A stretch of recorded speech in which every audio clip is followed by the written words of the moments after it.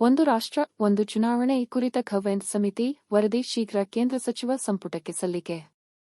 ನವದೆಹಲಿ. ಒಂದು ರಾಷ್ಟ್ರ ಒಂದು ಚುನಾವಣೆ ಕುರಿತ ಮಾಜಿ ರಾಷ್ಟ್ರಪತಿ ರಾಮನಾಥ್ ಕೋವಿಂದ್ ರ ಉನ್ನತ ಮಟ್ಟದ ಸಮಿತಿಯ ವರದಿಯನ್ನು ಕೇಂದ್ರ ಸಚಿವ ಸಂಪುಟದ ಮುಂದೆ ಮಂಡಿಸಲು ಕೇಂದ್ರ ಕಾನೂನು ಸಚಿವಾಲಯ ಯೋಜಿಸಿದೆ ಎಂದು ಮೂಲಗಳು ಶುಕ್ರವಾರ ತಿಳಿಸಿವೆ.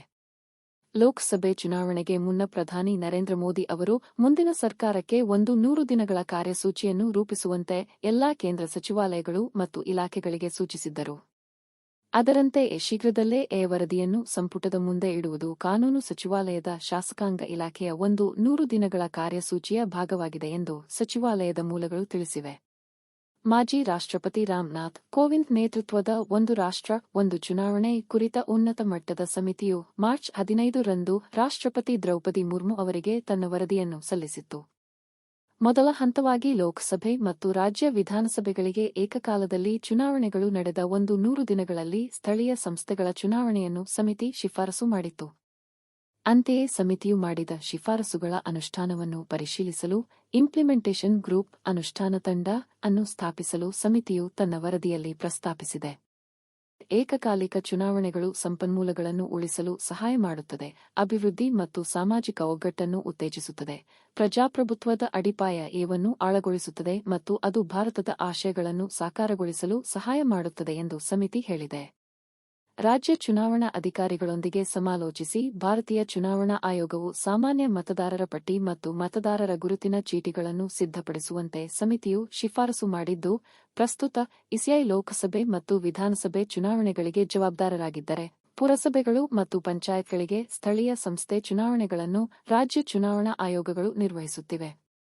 ಸಮಿತಿಯು 18 ಸಾಂವಿಧಾನಿಕ ತಿದ್ದುಪಡಿಗಳನ್ನು ಶಿಫಾರಸು ಮಾಡಿದ್ದು, ಅವುಗಳಲ್ಲಿ ಹೆಚ್ಚಿನವು ರಾಜ್ಯ ಸರ್ಕಾರಗಳ ಅನುಮೋದನೆಯ ಅಗತ್ಯವಿರುವುದಿಲ್ಲ.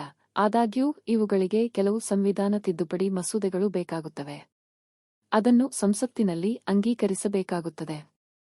ಏಕ ಮತದಾರರ ಪಟ್ಟಿ ಮತ್ತು ಏಕ ಮತದಾರರ ಗುರುತಿನ ಚೀಟಿಗೆ ಸಂಬಂಧಿಸಿದಂತೆ ಕೆಲವು ಪ್ರಸ್ತಾವಿತ ಬದಲಾವಣೆಗಳಿಗೆ ಕನಿಷ್ಠ ಅರ್ಧದಷ್ಟು ರಾಜ್ಯಗಳ ಅನುಮೋದನೆಯ ಅಗತ್ಯವಿದೆ. ಪ್ರತ್ಯೇಕವಾಗಿ ಕಾನೂನು ಆಯೋಗವು ಏಕಕಾಲಿಕ ಚುನಾವಣೆಗಳ ಬಗ್ಗೆ ತನ್ನದೇ ಆದ ವರದಿಯನ್ನು ಶೀಘ್ರದಲ್ಲೇ ಮಂಡಿಸುವ ಸಾಧ್ಯತೆಯಿದೆ. 2029 ರಿಂದ ಪ್ರಾರಂಭವಾಗುವ ಲೋಕಸಭೆ, ರಾಜ್ಯ ವಿಧಾನಸಭೆಗಳು ಮತ್ತು ಪುರಸಭೆಗಳು ಮತ್ತು ಪಂಚಾಯತ್ಗಳಂತಹ ಸ್ಥಳೀಯ ಸಂಸ್ಥೆಗಳ ಎಲ್ಲಾ 3 ಹಂತದ ಸರ್ಕಾರದ ಚುನಾವಣೆಗಳನ್ನು ಏಕಕಾಲದಲ್ಲಿ ನಡೆಸಲು ಕಾನೂನು ಆಯೋಗವು ಶಿಫಾರಸು ಮಾಡುವ ಸಾಧ್ಯತೆಯಿದೆ ಎಂದು ಮೂಲಗಳು ತಿಳಿಸಿವೆ. ಅಂತೆಯೇ ಅತಂತ್ರ ಸ್ಥಿತಿ ಅಥವಾ ಅವಿಶ್ವಾಸ ನಿರ್ಣಯದಂತಹ ಸಂದರ್ಭಗಳಲ್ಲಿ ನಿಬಂಧನೆಗಳನ್ನು ಹೇರಿದೆ. ರೈತರಿಗೆ ಸಮಸ್ಯೆಯಾಗದಂತೆ ಕಾರ್ಖಾನೆ ಸ್ಥಾಪನೆ. ಕೇಂದ್ರ ಸಚಿವರಾಗಿ ಅಧಿಕಾರ ವಹಿಸಿಕೊಂಡ ಬಳಿಕ ರಾಜ್ಯಕ್ಕೆ ಎಚ್.ಡಿ. ಕುಮಾರಸ್ವಾಮಿ ಇಂದು ಆಗಮಿಸಿದರು. ಎಚ್.ಡಿ. ಕುಮಾರಸ್ವಾಮಿ ಅವರನ್ನು ವಿಮಾನ ನಿಲ್ದಾಣದಲ್ಲಿ ಜೆಡಿಎಸ್ ಕಾರ್ಯಕರ್ತರು, ಮುಖಂಡರು ಸ್ವಾಗತಿಸಿದರು. ಈ ವೇಳೆ ಮಾಧ್ಯಮಗಳೊಂದಿಗೆ ಮಾತನಾಡಿರುವ ಎಚ್.ಡಿ. ಕುಮಾರಸ್ವಾಮಿ, ಮಂಡ್ಯ ಜಿಲ್ಲೆಯ ಜನರಿಗೆ ಅಭಿನಂದನೆ ಸಲ್ಲಿಸುತ್ತೇನೆ. ನಾನು ಕೃಷಿ ಸಚಿವನಾಗಿ ಕೆಲಸ ಮಾಡಬೇಕೆಂಬ ಆಸೆ ಇಟ್ಟುಕೊಂಡಿದ್ದೆ. ನರೇಂದ್ರ ಮೋದಿ ಅವರು ನನಗೆ 2 ದೊಡ್ಡ ಖಾತೆ ಕೊಟ್ಟಿದ್ದಾರೆ. ನಾಡಿನ ಯುವಕರಿಗೆ ಉದ್ಯೋಗ ಸೃಷ್ಟಿಸುವ ಕೆಲಸ ಮಾಡುತ್ತೇನೆ. ಎಲ್ಲಾ ಇಲಾಖೆಯಲ್ಲಿ ನಮ್ಮ ರಾಜ್ಯದ ಸಮಸ್ಯೆಗೆ ಪರಿಹಾರ ತರುವ ಕೆಲಸ ಮಾಡುತ್ತೇನೆ.